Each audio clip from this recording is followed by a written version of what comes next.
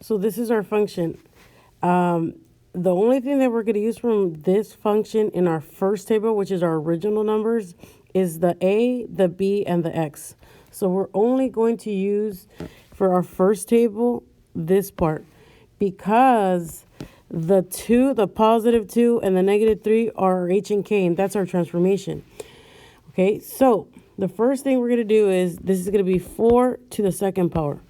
We have 3 easy numbers that we like to use. Those are, again, not the only numbers you could use, but the easy numbers if we're going to make a table just of 3 values. So -1, 0, and 1. Okay, what you're going to do is to this right here, this is your equation. This is what you're going to plug in your calculator. And this x is going to change either to a -1, 0, 1, give you a value, an answer. So when I type this in my calculator and the x becomes a -1, my answer should be 2. When I plug in 0 into my equation, it should be 4. And when I plug in 1, it should be 8. So this is our original values. Original values. Okay. What's going to happen over here, this is going to be our transformation of h and k. So it's our new table.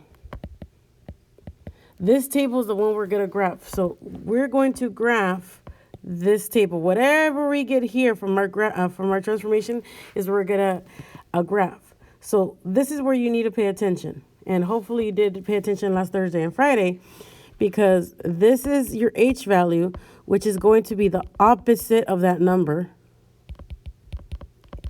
This right here is your k value. It's going to be the same number. So that means the opposite of +2 is -2. So that means this this x, we're going to change it by a -2. Whatever those values on this line, all these are going to be changed by subtracting a -2 to get these new values. And then our k, which is going to be -3, that changes our y values. So that means these original y values are going to change by the -3. So that means all of these values, we're going to subtract 3 from them to get our new values. So let's start with our x's first. So if I go -1 minus 2, I'm going to get -3. 0 minus -2 gives me my new value, which is going to be -2.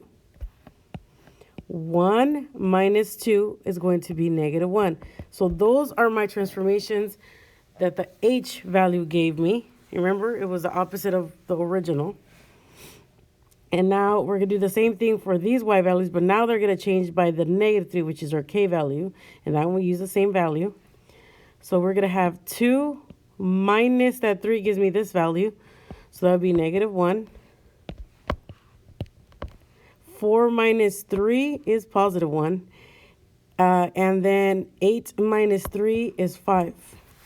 Again, this is what we're graphing. This gives us our new transformation. That means the original graph or table was going to be moved 2 places this way, and it was moved down 3. Okay, so if it was moved down 3, remember our original asymptote, our line, a horizontal asymptote was here. This line was moved down 3 because, remember, our k is also our horizontal asymptote, which is y equals -3. So that means our horizontal asymptote also moved down 3 when the graph was moved down 3. Okay, so now that means all our values are going to be on top of that line. So at -3, it's right here, we're going to put a point at -1, which is here, the intersection. And then at -2, which is here, we're going to have a dot at -1, which intersects right there. And then at -1, we have one at 5. Okay, so that means our graph is closing. Then right here, that's when it gets shifted up, and it's a growth function. So this is how it should look.